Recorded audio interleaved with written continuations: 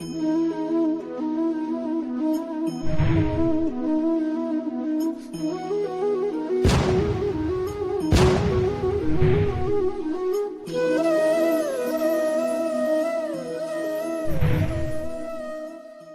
लोग देखेंगे class 9th के आपके कंटेम्प्रेरी इंडिया जो एसएसटी का बुक है उसके जियोग्राफी सब्जेक्ट में चैप्टर 3 को, जो कि है ड्रेनेज। तो ड्रेनेज के वीडियोस कंप्लीट किए जा चुके हैं, आप उसे देख सकते हैं। क्वेश्चन आंसर बहुत ज़्यादा इजी हैं, बहुत बस आपको थोड़ा सा ध्यान देना है कि क्या पूछा जा रहा है। जैसे फर्स्ट क्वेश्चन में आपसे पूछा जा रहा है choose the right answer from the alternative given below, यानी जो आपको नीचे ऑप्शन दिए हैं उनमें से आपको सही एक बताना है, आंसर टिक करना है। तो देखिए पहले क्वेश्चन में आपसे पूछा जा रहा है कि इनमें से कौन सा पैटर्न है जो कि हमारे ड्रेनेज पैटर्न्स को शो करता है। तो इसमें देखिए रेडियल तो होगा ही नहीं, सेंट्रीफ्यूगल नहीं होगा, और डैंड्रिक, ये बिल्कुल बिल्कुल इस डिज़ाइन की ही नदियाँ हमारे पूरे मैप में, आप फिजिकल मैप देखेंगे तो उसमें देखने को मिलती हैं। तो इसमें आपका आंसर हो जाएगा डैंड्रिक। सेकेंड में आपसे पूछा जा रहा है कि in which of the following state Wular lake located. Wular lake कहाँ है, तो हम लोग को बहुत अच्छे से पता है, जम्मू एंड कश्मीर में है। थर्ड क्वेश्चन में आपसे इसके पूछा जा रहा है कि the river Narmada has its source at, कहाँ से निकली हुई है, तो अमरकंटक की पहाड़ियों से निकली हुई है, हमें बहुत अच्छे से पता है।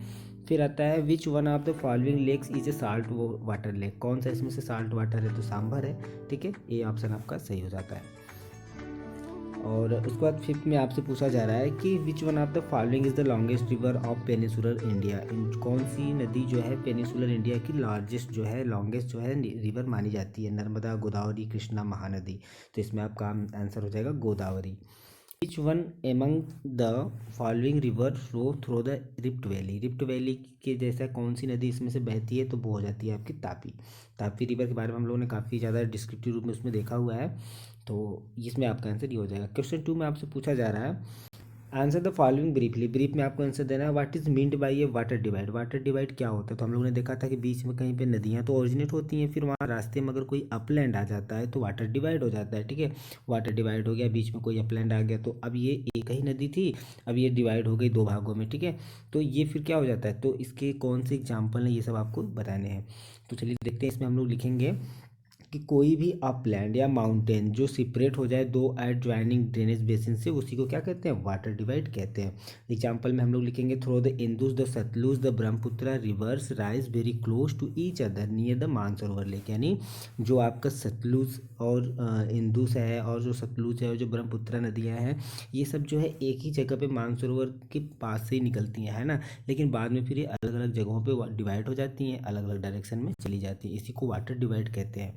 सेकेंड क्वेश्चन में आपसे पूछा जा रहा है कि which is the largest river basin in India, तो सिंपली इसका आंसर हो जाएगा गंगा। तो इसमें हम लोग इतना लिख सकते हैं the Ganga basin is the largest river basin in India.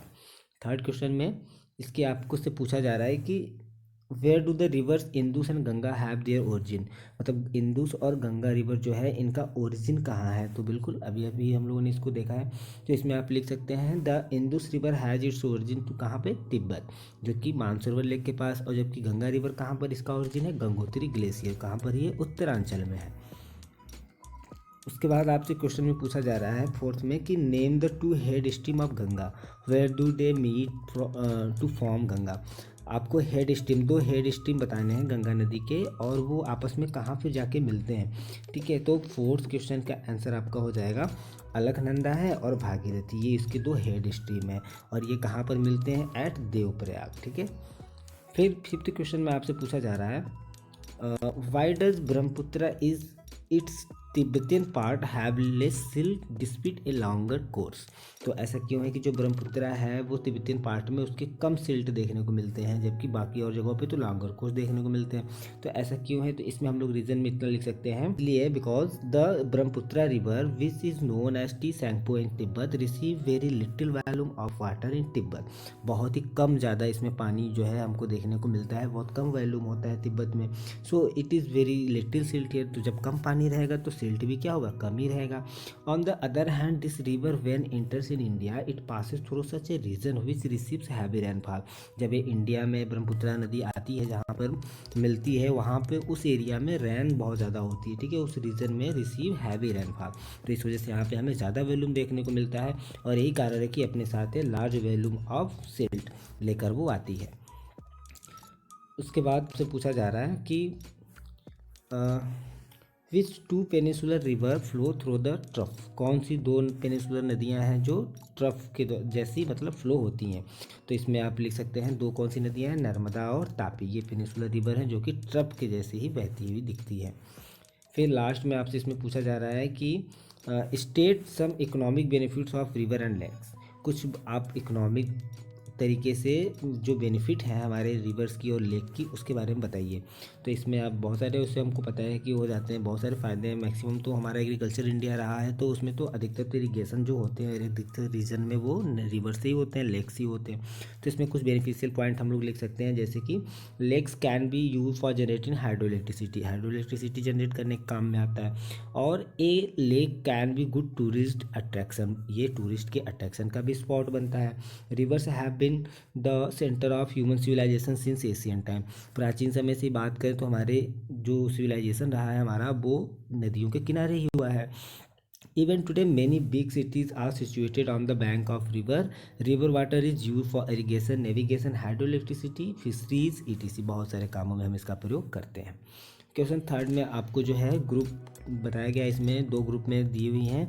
इसमें आपको बताना है कि कौन सी जो लेक्स हैं वो नेचुरल हैं और कौन सी जो है ह्यूमन के द्वारा क्रिएट की गई, यानी हम लोगों ने बनाया है।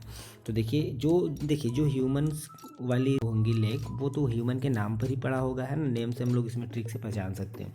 तो उलर आपका नेचुरल है और नैनीताल भी नेचुरल है। गोविंद सागर ये क्या हो जाएगा, ह्यूमन बींग्स हो जाएगा। बारपानी नेचुरल है, सांभर भी नेचुरल लेक है।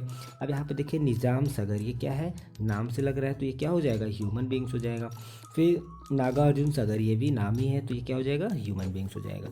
डल लेक नेचुरल है, भीमताल भी, लोकटक, चिल्का ये सब जो है नेचुरल है। राणा प्रताप सागर ये भी क्या है, नाम से ही पता चल रहा है तो ये लेक भी ह्यूमन बींग के द्वारा बनाया गया होगा। फिर है पुलिकट ये तो नेचुरल है। फिर हीराकुंड भी नाम से ही है इसलिए ये भी ह्यूमन बींग्स हो जाएगा। नेक्स्ट क्वेश्चन की तरफ चलते हैं। फोर्थ क्वेश्चन में आपसे डिस्कस करने के लिए कह रहा है कि आप डिस्कस कीजिए significance between the Himalayan and peninsular river, जो हिमालयन नदियां हैं और जो पेनिसुलर रिवर है उनमें क्या डिस्टिंग्विश करना है आपको, उनके सिग्निफिकेंस को। तो देखिए हम लोग इसमें लिख सकते हैं कि भाई जो हिमालयन नदियां हैं ना वो स्नो कवर्ड माउंटेन एरिया से जो है राइज होती हैं। और दूसरी चीज़ ये कैसी होती है, पेरेनियल टाइप की होती है, मतलब इसमें हमेशा पानी रहता है।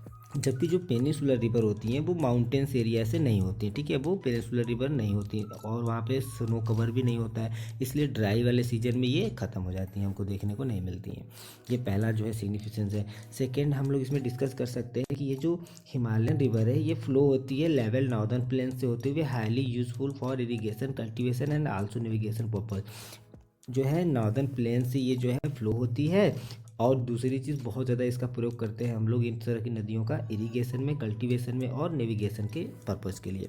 जबकि जो पेनिसुलर रिवर हैं वो जो है रॉकी सरफेस से होकर गुजरती हैं, फ्लो होती हैं और इनका किसी भी तरह से हम लोग नेविगेशन में या फिर इरिगेशन में हम लोग यूज़ नहीं कर पाते हैं। थर्ड इसमें डिस्कस कर सकते हैं हम लोग जैसे कि हिमालय रिवर जो होती है वो अपने साथ फर्टाइल एल्वियम सॉइल भी लाती है जो कि डिपॉजिट कर देती है इंडो गंगेटिक प्लेन्स वाले एरिया में।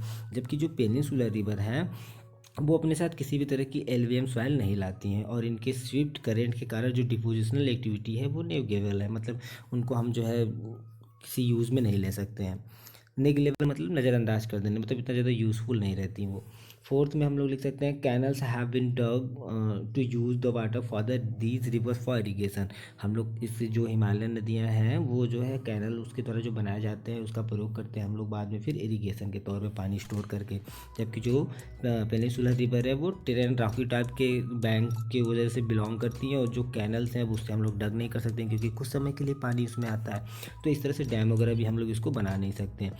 Flood water for irrigation with the help of small canal, तो जो छोटी छोटी नदियां हैं पेनिसुलर रिवर में उनमें जो जिसमें पानी रहता है जहाँ पे rainy season rain area region पड़ता है उसका हम लोग प्रयोग कर लेते हैं इरीगेशन की तमाम चीज़ों में, बाकी बहुत ही स्मॉल अमाउंट पे। इसमें फिफ्थ नंबर पर हम लोग डिस्कस कर सकते हैं कि जो बहुत सारे इंपॉर्टेंट टाउन्स हैं, सेंटर्स हैं ना व्यापार वाले, वो कहाँ पे सिचुएटेड है, बैंक्स ऑफ दिस रिवर्स, इन नदियों के किनारे स्थित है। जबकि पेनिसुलर रिवर की बात करें तो बहुत ज़्यादा इंपॉर्टेंट टाउन सेंटर इस तरह की पेनिसुलर नदियों के किनारे नहीं बसे हैं।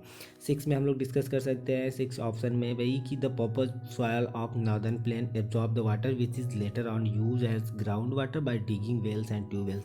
जो नॉर्दर्न प्लेन हमारा वहाँ पे क्या है, सॉयल है। तो सॉयल में मिट्टी क्या होती है, वो एब्जॉर्ब कर लेती है। तो मिट्टी जब पानी को एब्जॉर्ब कर लेती है तो वहाँ पे ग्राउंड वाटर लेवल बन जाता है, जिससे कहीं कहीं पे हम लोग डिगिंग करके वेल्स वगैरह बना के ट्यूबवेल्स की सहायता से पानी का प्रयोग कर लेते हैं। जबकि जो पेनिसुलर रिवर होती हैं वो अंडरलाइन सॉयल बीइंग रॉकी, वहाँ की वो जो नदियाँ हैं वो कौन से एरिया से गुजरती हैं, रॉकी एरिया से। तो पानी वहाँ पे वो एब्जॉर्ब नहीं कर पाती हैं वाटर को, इस तरह से हम वहाँ पे किसी प्रकार का वेल्स या फिर कोई भी डग वगैरह नहीं कर सकते जिससे पानी को हम लोग यूज कर सकें। तो ये 6 इंपॉर्टेंट आप इसमें डिस्कस कर सकते हैं। नेक्स्ट है 5th क्वेश्चन में आपसे पूछा जा रहा है कि compare the east flowing and west flowing rivers of the peninsular plateau. जो आपके पेनिसुलर प्लेट्यू है हमारा, वहाँ पे ईस्ट में कौन सी नदियाँ बहती हैं और वेस्ट में कौन सी नदियाँ बहती हैं, इनको कंपेयर करके आपको बताना है। तो चलिए देख लेते हैं। बहुत छोटा सा इसमें हम लोग लिख सकते हैं कि जो ईस्ट में फ्लोइंग वाली नदियां हैं वो कौन सी है, महानदी है, गोदावरी है, कृष्णा है, कावेरी है। कावेरी यहाँ पे के हो जाएगा, ठीक है, कावेरी। और ये सब ऐसी मेन नदियां हैं जो ईस्ट डायरेक्शन में पेनिनसुलर इंडिया में फ्लो होती हैं। और जो वेस्ट फ्लोविंग नदियां हैं वो कौन सी है, नर्मदा है, तापी। ये जो है मेन दो ऐसी पेनिनसुलर रिवर्स हैं जो वेस्ट डायरेक्शन में फ्लो होती हैं। तो भाई जो ईस्ट डायरेक्शन में फ्लो होंगी वो कहाँ पे जाके ड्रेन होंगी, बे ऑफ बंगाल में। और जो ये वेस्ट डायरेक्शन में होगी वो अरबियन सी में। थर्ड में लिख सकते हैं हम लोग कि इनके माउथ में ही डेल्टा जो है डेवलप हो जाता है, जबकि ऐसी नदियों में जो ये सी ईस्टुरीज वगैरह बनाती हैं। फोर्थ में लिख सकते हैं हम लोग कि जो रिवर्स हैं वो डेवलप करती हैं लार्ज ट्रिब्यूटरी सिस्टम को, जबकि इस तरह की नदियाँ जो वेस्ट में फ्लो होती हैं वो नहीं ऐसा करती हैं, उनके साथ बहुत ही कम छोटे साइज़ में ही हमें ट्रिब्यूटरीज देखने को मिलती है। फिर भी लिख सकते हैं हम लोग these rivers flow not through very deep canals, और इसमें हम लोग लिख सकते हैं these rivers flow in trough. तो 6 क्वेश्चन में आपसे पूछा जा रहा है कि why are rivers important for the country's economy. हम किसी भी देश के इकोनॉमी में नदियाँ किस तरह से इंपॉर्टेंट है और क्यों इंपॉर्टेंट है, तो ये तो सबको पता है, हम लोगों ने काफ़ी अच्छा डिस्कस किया है इसको क्लासेस वाली वीडियोज़ में। तो देखिए इसमें हम लोग लिख सकते हैं कि भाई फॉलोइंग कुछ स्टेप्स हैं जिसकी वजह से हम ये कह सकते हैं कि बहुत ज़्यादा इंपॉर्टेंट रोल इकोनॉमी में किसी कंट्री की ये नदियाँ रखती हैं। तो जैसे आप लिख सकते हैं कि the rivers contain natural fresh या sweet water which is required for the survival of most of the animals including man. आदमी लोगों को, ह्यूमन बींग्स को लेते हुए बाकी बहुत सारे एनिमल्स को जो है ये जो नदियाँ हैं जिनमें फ्रेश वाटर होता है ये बहुत ज़्यादा ज़रूरी है सर्वाइव करने के लिए। सेकेंड लिख सकते हैं हम लोग they provide water for irrigation and cultivation. ये नदियाँ हमें इरिगेशन के लिए और जो है कल्टीवेशन के लिए हमें पानी देती हैं। तो इस तरह के बेनिफिशियल हम इसमें बना के पॉइंट लिख सकते हैं। और इसमें हम लोग लिख सकते हैं they make soil rich and arable which can be easily brought under cultivation without much labour. इनके पास ऐसी मिट्टी होती है, ऐसा एरेबल होता है, मतलब इतनी मुलायम होती है, और एलुवियल जैसे सॉइल है ये आसानी से हम लोग ब्रॉड कर सकते हैं और कल्टीवेट कर सकते हैं इसको बिना बहुत ज़्यादा परिश्रम किए ही। फिर इसमें हम लोग लिख सकते हैं कि ये जो है नेविगेशन के रूप में काम में आती हैं ये नदियाँ, क्योंकि पेरिनियल है, हमेशा पानी रहता है। ट्रांसपोर्ट का भी हम लोग इसका यूज़ कर लेते हैं, और इम्पॉर्टेंट फॉर कमर्शियल एक्टिविटीज़, बहुत सारे कमर्शियल एक्टिविटीज़ में भी इंपॉर्टेंट रोल रखती हैं। जो स्टोरीज हैं जैसे सी सोर्स के आसपास या where the sweet water mixes freely with the salty water of ocean have prove one of most biological productive areas of the world. हम लोग देखेंगे अगर ऐसे जगहों का अध्ययन करें, जानकारियाँ प्राप्त करें जहाँ पर ये फ्रेश वाटर जो है मिक्स होते हैं साल्टी वाटर से, तो हम लोग देखेंगे ओशियन में उस जगहों पे बहुत ज़्यादा बायोलॉजिकली प्रोडक्टिव चीज़ें हमें देखने को मिलते हैं, बहुत सारे लिविंग ऑर्गेनिज्म देखने को मिलते हैं। इसमें हम लोग लिख सकते हैं फिर नेक्स्ट की जो रिवर्स है वो हरानेस हो जाती है फॉर जनरेटिंग हाइड्रोलिटिक पावर। इनमें हमेशा पानी रहता है, तो इसलिए हम लोग इसका हाइड्रोलिटिक पावर पे भी यूज़ कर लेते हैं, इसलिए किसी भी देश की इकोनॉमी के लिए ये वाटर बहुत ज़्यादा इंपॉर्टेंट हो जाता है। कुछ लेक्स ऐसी हैं जो बहुत ज़्यादा टूरिस्ट स्पॉट के हिसाब से भी बहुत ज़्यादा इंपॉर्टेंट रखती हैं, जैसे कि डल लेक है, नैनीताल है, बहुत सारी ऐसी लेक्स हैं। तो बस इसमें इतना ही था, बहुत सिंपली है, आप इसे आसानी से कर सकते हैं। कोई भी दिक्कत होती है तो आप उसे कमेंट सेक्शन में पूछ सकते हैं।